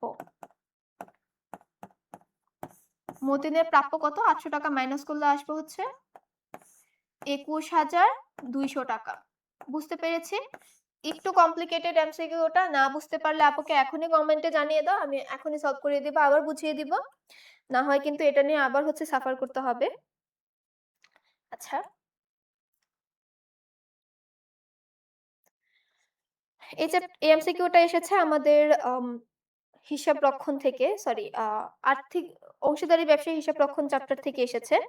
এই যে এমসিকিউ গুলো পড়াচ্ছি, এই এমসিকিউ গুলো পড়ানোর পর তোমরা কিন্তু লাইভ এক্সাম দিতে পারবে। সেই লাইভ এক্সামের লিংক কিন্তু আমাদের কমেন্ট সেকশনে দেওয়া আছে। সেখান থেকে গিয়ে কিন্তু তোমরা এখনই একদম সাথে সাথেই পরীক্ষা দিয়ে ফেলতে পারবে। আমাদের লাইভ এক্সাম চলছে। পরের এমসিকিউতে চলে যাচ্ছি। একটি ব্যবসায়িক প্রতিষ্ঠান ২৫ জুলাই তারিখে ২/১০ নিট ৩০ শর্তে ৳১৫০০ র পণ্য ক্রয় করে এবং ৩০ জুলাই হচ্ছে ৳৩০০ পণ্য ফেরত দেয়। তার মানে কত হলো? ৳১২০০ না? ৳১২০০ ৫ আগস্টে সম্পূর্ণ টাকা পরিশোধ করে এবং ফার্মকে কত টাকা পরিশোধ করতে হবে? আচ্ছা, আমাদের এগুলোর যে এমসিকিউটা আমরা কিন্তু জানি। বলা হচ্ছে যে ১০ দিনের মধ্যে পরিশোধ করলে ২% বার্তা পাবে। কিন্তু আমাদের দেখতে হবে সে কি ১০ দিনের মধ্যে পরিশোধ করেছে কিনা। কত তারিখে? ২৫ তারিখে। ২৫, ২৬, ২৭, ২৮, ২৯, ৩০ ১, ২, ৩, ৪, ৫ ৪ তারিখে হচ্ছে ১০ দিন শেষ হয় কিন্তু সে ৫ তারিখে গিয়ে পরিশোধ করেছে। তার মানে কি সে আর বারটা পাবে? বারটা কিন্তু পাবে না। একদিন পরে পরিশোধ করার কারণে সে আর বারটা পাচ্ছে না। তার মানে কত পরিশোধ করতে হবে? তাকে অবশ্যই ৳১২০০ পরিশোধ করতে হবে। বুঝতে পেরেছি? আমরা কিভাবে করলাম? যেই দিন হচ্ছে ক্রয় করা হয়েছে বা যেই দিন শর্তটা প্রদান করা হয়েছে সেদিন থেকে শুরু করে পরবর্তী ১০ দিন।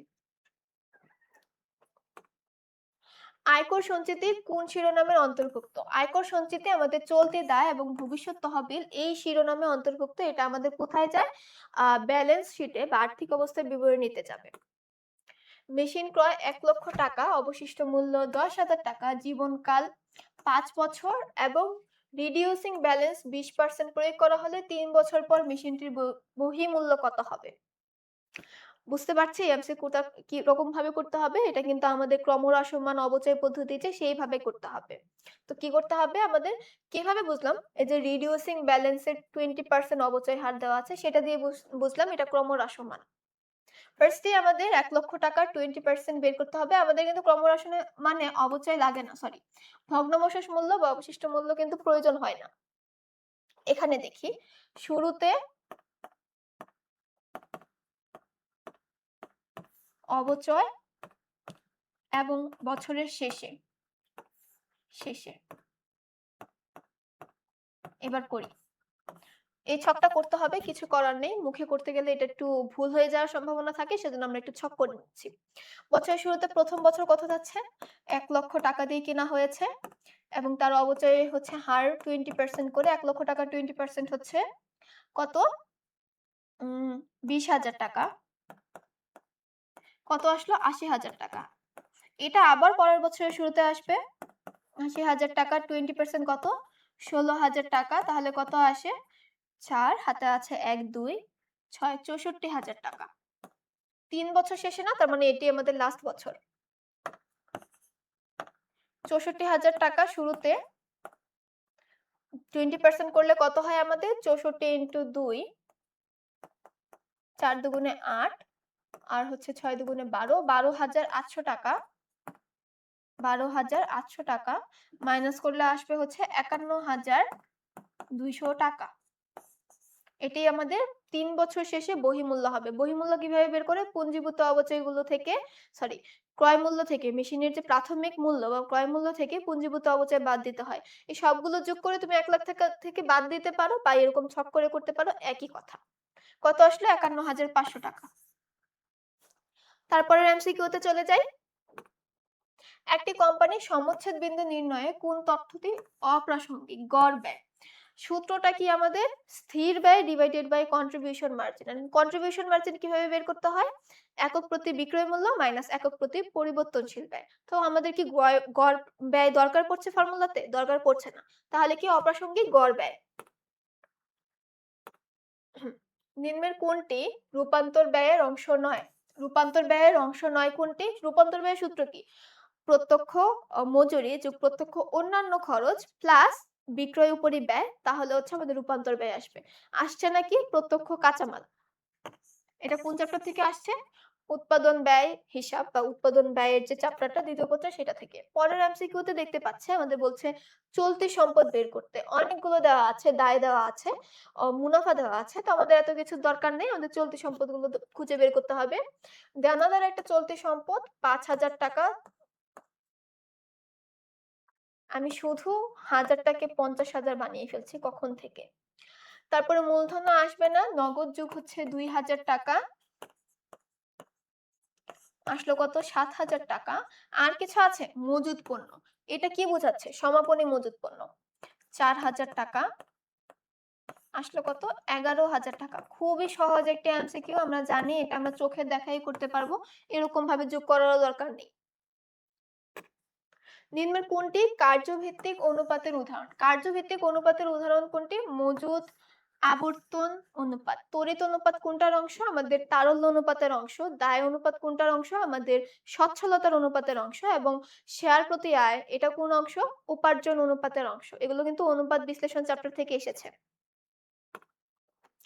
অনুপার্জিত আয়ের সমন্বয় করলে কি হবে? আমি কিন্তু বলেছিলাম একদম শুরুতে। আয়টা বাড়বে, দায়টা কমবে। আয় বাড়ছে এবং দায় কমবে। আয় বৃদ্ধি, দায় হ্রাস।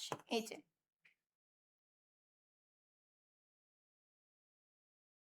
নিচের কোনটি সমন্বয় জাবেদার অংশ নয়? সমন্বয় জাবেদার অংশ নয় কোনটি? অগ্র অগ্র অগ্রপ্রদত্ত খরচ যেটা বা অগ্রিম খরচ এটা অবশ্যই সমন্বয় হবে। খরচ হবে পরবর্তীতে। এটা তো না। বকেয়া খরচও নয়, বকেয়া রাজস্বও নয়, অর্জিত রাজস্ব। এটা তো অর্জন হয়েই গেছে। এটা নিয়ে তো আমাদের আর জলঘোলা করার দরকার নেই। তার মানে এটা হচ্ছে আমাদের সমন্বয় জাবেদার অংশ নয়। কমিশন পরবর্তী নেট মুনাফার উপর কমিশন 5%। চলতি বছরের কমিশন চার্জের পূর্বে, কমিশন চার্জ করার পূর্বে কত? ২,১০,০০০ টাকা ছিল। বিক্রয় ম্যানেজার কমিশনের পরিমাণ কত? কমিশনের পরিমাণ বের করতে বলা হয়েছে। এটার ফর্মুলাটা কি?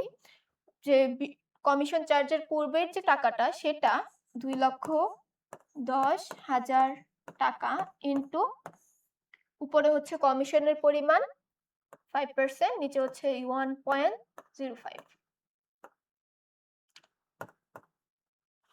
নিচে কি করলাম আমি? ১ প্লাস যে কমিশনের হার সেটা করলাম। সেটা করলে আমাদের কত আনসার আসছে? আ ১,০০,০০০। আচ্ছা।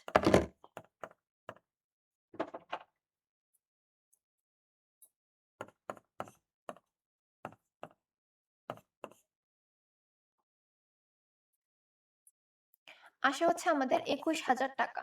২১,০০০ টাকা হচ্ছে আমাদের কমিশনের পরিমাণ। এই যে দেখো আমি ছোট করে ক্যালকুলেশন করে অ্যান্সারটা বের করে ফেলেছি। সেম ভাবে তোমাদের করতে হবে। ফর্মুলাটাও দেখিয়ে দিলাম। উৎপাদনকারী প্রতিষ্ঠানের মজুত মাল নিয়ন্ত্রণে প্রধান কৌশল কোনটি? প্রধান কৌশল হচ্ছে মাল খতিয়ান। এটাতে আমাদের কি থাকে? মালের নাম, তারপরে হচ্ছে পরিমাণ, দর, তারপরে হচ্ছে এটা কোন কোয়ান্টিটিতে আছে দেখো। আমাদের কিন্তু অনেক সময় কোয়ালিটি বেসিস এ হচ্ছে প্রাইস এর ডিফারেন্স হয়। সেগুলো ইন ডিটেইলস এ আমাদের খতিয়ানে লেখা থাকে। তো আমাদের যে মজুত পণ্য নিয়ন্ত্রণের যে কৌশলটা সবচেয়ে বেশি এটাই ইউস করা হয়। কোন চ্যাপ্টার থেকে এসেছে? লিফো-ফিফো এই চ্যাপ্টার থেকে। আমাদের আজকে লাস্ট এমসিকিউ হচ্ছে নিম্নের কোন হিসাবটি বছর শেষে বন্ধ করে দেওয়া হয়? উত্তোলন। দেখো আমাদের কিন্তু এই ধরনের এমসিকিউ ৩ বারই এসেছে। মানে আমরা ঢাকা ভার্সিটি, জাহাঙ্গীরনগর, রাজশাহী ৩ টাতেই কিন্তু সেম প্রসেস এর এমসিকিউ এসেছে। আজকের যে ক্লাসগুলো করালাম, এই ক্লাসে কারোর কোনো সমস্যা থাকলে এখনই কমেন্টে জানিয়ে দাও। কেউ যদি somehow ক্লাস না করতে পারো এবং লাইভ এক্সাম দেওয়ার ইচ্ছা থাকে ক্লাস করার পর, তাহলে অবশ্যই তোমরা এই ওয়েবসাইটে ঢুকে ক্লাস করতে পারবে। তারপরে হচ্ছে এক্সাম দিতে পারবে। এই যে দেখো এখানে আমাদের ওয়েবসাইটে ঢুকেই আমাদের যে ইউনিভার্সিটি প্রিপারেশন যে ব্যাচটা সেখান থেকে তুমি করতে পারবে ফ্রি এনরোল করে। আর যদি কারোর বই কেনার ইচ্ছা থাকে তাহলে এখান থেকে অর্ডার করতে পারবে। এই ওয়েবসাইট থেকে www.joycoli.com এই ওয়েবসাইট থেকে বইগুলো অর্ডার করতে পারবে। আমি আজকে সবগুলো এমসিকিউ হিসাব বিচিত্রা এই বইটা থেকে নিয়ে হচ্ছে করেছি। তাহলে আমরা কিন্তু আজকের ক্লাসে ৩ টা ইউনিভার্সিটির ২৫-২৬ ব্যাচের হিসাব বিজ্ঞানের এমসিকিউ গুলো সলভ করেছি। করার পর আমরা কিন্তু মোটামুটি একটা ধারণা পেয়েছি। কোন ধরনের এমসিকিউ আসে, কোন চ্যাপ্টার গুলো বেশি ইম্পোর্টেন্ট, কোন টপিক গুলো বেশি ইম্পোর্টেন্ট। তো এরকম ভাবে আমরা আরো অনেকগুলো এমসিকিউ সলভ করব। আজকের ক্লাসটা করার পরে সবাই হচ্ছে এক্সাম দিয়ে ফেলো। অবশ্যই হচ্ছে লিংক দেওয়া আছে কমেন্ট সেকশনে এবং আপুর কাছে কোনো প্রশ্ন যদি না থাকে আজকের মতো ক্লাস এখানেই শেষ করছি। ধন্যবাদ সবাইকে।